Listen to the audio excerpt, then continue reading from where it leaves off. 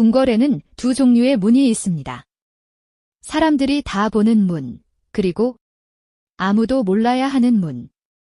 세종은 성군 뒤입니다. 백성을 위해 잠도 줄이고 밥 먹을 때도 책을 놓지 않았던 왕. 그런데 그 세종이 왕으로서가 아니라 아버지로서 가장 잔혹한 결정을 내린 순간이 있어요. 며느리를 내쫓는 것. 그것도 한 번이 아니라 두 번도 아니고 4번. 사람들이 묻습니다. 아니, 세종이 왜 그랬을까? 성군이라면서 왜 유독 집안일엔 이렇게 차가웠을까? 오늘 이야기는 그 질문에서 시작합니다. 그리고 끝에서는 이런 생각이 들 거예요. 세종이 정말로 완벽한 왕이었을까? 아니면 완벽해야만 했던 왕이었을까? 이제 시간을 세종의 궁궐로 돌려봅시다. 세종에게 첫 번째 며느리는 트라우마였습니다. 세자빈 김씨. 궁궐의 규율을 어기고 옳지 못한 행실로 패출당한 며느리. 이 사건은 왕실의 체면을 제대로 구겼고 세종은 그 뒤로 며느리 문제에 유난히 예민해졌습니다. 그래서 두 번째 며느리를 고를 때 세종은 상상 이상으로 집착합니다. 가문과 덕은 기본이고 용모까지 중요하다. 인물이 아름답지 않다면 또한 불가하다. 어떤 신하가 반대하죠? 얼굴만 보고 뽑게 될 거라고. 하지만 세종은 되묻습니다. 잠깐 보고 덕을 어떻게 확인하느냐. 결국 현실적으로는 외모도 보게 될 수밖에 없다고요.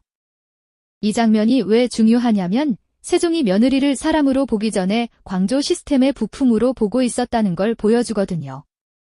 좋은 며느리란 좋은 사람이 아니라 흠없는 왕실의 얼굴기였어요. 그렇게 뽑힌 두 번째 세자빈. 순빈 봉씨. 세종은 새 며느리를 맞이하며 선물을 하나 건넵니다. 여성의 모범을 모아놓은 책, 일종의 여성 교본. 쉽게 말해 이겁니다. 이제 너는 단순한 며느리가 아니라 나라의 모범이 되어야 한다. 그런데 바로 그 선물을 받은 봉씨가 한 행동이 궁궐을 얼어붙게 만듭니다. 책을 집어 던집니다. 내가 어찌 이것을 배우고 행할 수 있겠는가? 궁궐에서 그것도 세종이 건넨 가르침을 며느리가 내던진 겁니다. 그 순간 세종의 머릿속엔 이런 생각이 들었겠죠. 또 시작인가?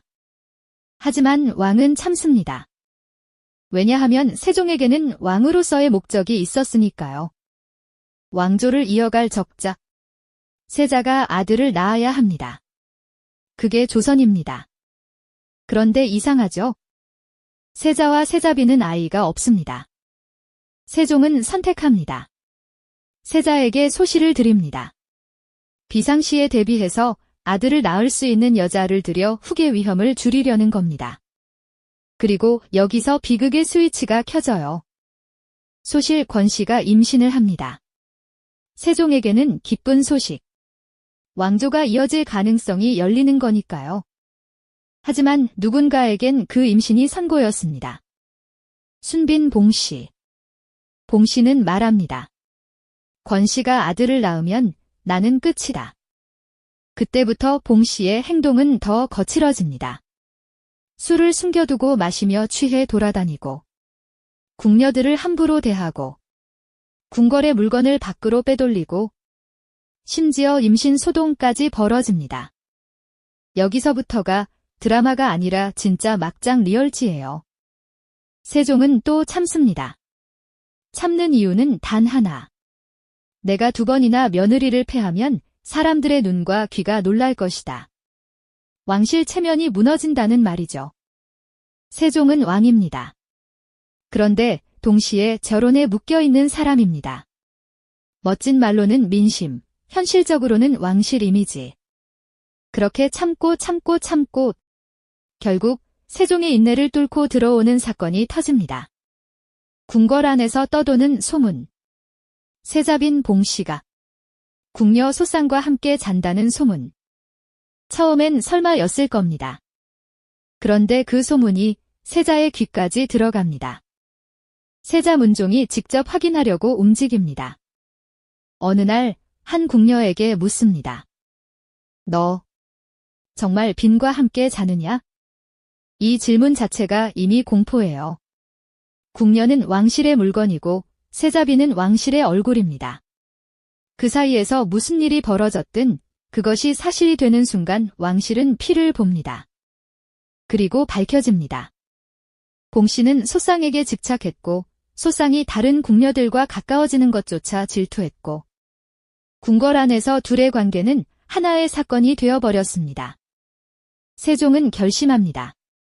이번엔 더는 덮을 수 없습니다.